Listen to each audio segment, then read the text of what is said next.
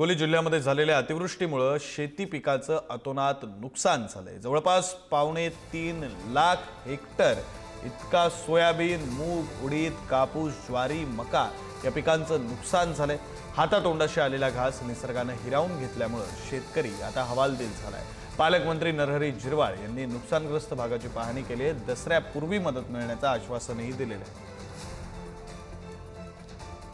आपले प्रतिनिधी संतोष भिसे आपल्यासोबत जोडले गेलेले आहेत। या संदर्भातले अधिकचे तपशील त्यांच्याकडून घेऊया। संतोष, नक्कीच विक्रांत, अतिशय विदारक दृश्य म्हणावं लागेल, कारण हिंगोली जिल्ह्यामध्ये प्रचंड असा पाऊस झाला। सप्टेंबर महिन्यात झालेल्या पावसामुळे शेती पिकाचं अतोनात नुकसान झालंय। मी ज्या शेतामध्ये उभा आहे, ह्या शेतामध्ये आजही पाणी आहे, कारण यापूर्वी जे आहे तर इथला पूर ओसरून गेलेला आहे। जवळपास या शेतामध्ये कमरे इतकं पाणी होतं आणि आजही जे आहे ते संपूर्ण पीक त्या पाण्याखाली। आपल्यासोबत काही शेतकरी आहेत, आपल्या प्रत्येक शेतामध्ये प्रत्येक हातामध्ये जे सोयाबीनच्या शेंगा नसलेले झाडं आहेत, कारण पूर्णतः शेंगा हे ज्या मुळ्या पूर्ण सडलेल्या आहेत, त्यामुळे सोयाबीनला काहीच लागलेलं आहे। पाहू शकता का अशी परिस्थिती या जिल्ह्यामध्ये झालेली आहे।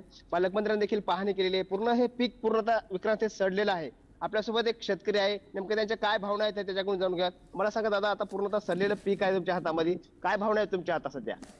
आता हे जे सडलेलं पीक आहे, आता हे आमचे जे दिवाळी, दसरा हे जे मोठे मोठे सण आहेत, आमच्या लेकी बाळी येणारे असतात आणि याच्यामुळे आम्हाला एवढे चिंतेत आहे की जे कर्ज आहे, शाहूकारी, क्रॉप लोन, याच्यामध्ये आम्ही चिंतेमध्ये आहे। कारण की गेल्या वर्षी बी आम्हाला ओला दुष्काळ झालता, त्याच्यामुळे काही भेटलेलं नाही। यावर्षी तर पूर्णच गेलेला आहे 100%। तरी पण शासनाने आमच्याकडे लक्ष देऊन भरपूर काहीतरी मदत देण्याची कृपा करावी, ही आमची लय विनंती आहे।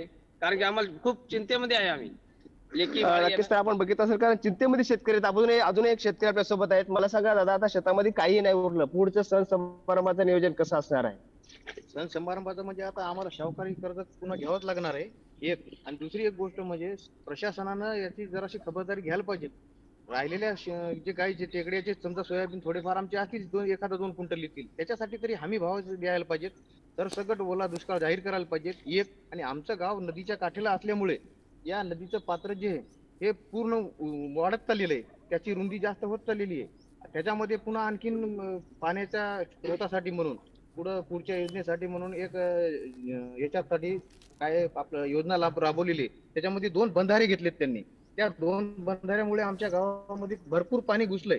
गेल्या वर्षी आमच्या घरातला माल 3 पायऱ्या असताना घराला, त्याच्यामध्ये मालामध्ये बुडाला पाणी गेलं होतं, चोंगळ्याचं पाणी गेल्या वर्षीचं। आणि आता या वर्षी पण परिस्थिती तीच आहे। नक्की विक्रांत, बघितलं असेल अशी विदारक परिस्थिती, कारण शेतातला माल भिजतोय, मात्र पाणी घरामध्ये शिरल्यामुळे घरामधला देखील म्हणजे माल पूर्णतः भिजतोय। त्यामुळे आता प्रचंड असं शेतकऱ्याला त्रास सहन करावा लागतोय। जिल्ह्यामध्ये ओला दुष्काळ जाहीर करावा अशी मागणी देखील केली जात आहे। 17 तारखेला जे आहे तर हिंगोली जिल्ह्यामध्ये पालकमंत्री नरहरी झिरवाळ यांनी देखील नुकसानग्रस्त भागामध्ये जाऊन पाहणी केलेली आहे। आणि आम्ही नक्कीच सरकारकडे प्रश्न मांडू आणि जिल्ह्याला ओला दुष्काळ जाहीर करण्यासाठी प्रयत्न करू असं देखील सांगण्यात आता खरोखरच कसा शेतकऱ्याचा प्रश्न जो आहे तर सरकार गांभीर्याने घेतंय हे पाहणं महत्त्वाचं ठरणार आहे। विक्रांत, खरं तुम्ही म्हणताय त्याप्रमाणे आता सरकार नेमकं सरकार शेतकऱ्यांच्या मागण्यांकडे कशा प्रकारे पाहतंय, त्यांचा प्रश्न कशा प्रकारे हाताळतंय आणि मदत नेमकी शेतकऱ्यांना कधी मिळते हे पाहणं फार महत्त्वाचं असेल। धन्यवाद तुम्ही दिलेल्या सगळ्या सविस्तर माहितीसाठी आणि शेतकऱ्यांच्या व्यथा पुढारी न्यूजच्या माध्यमातून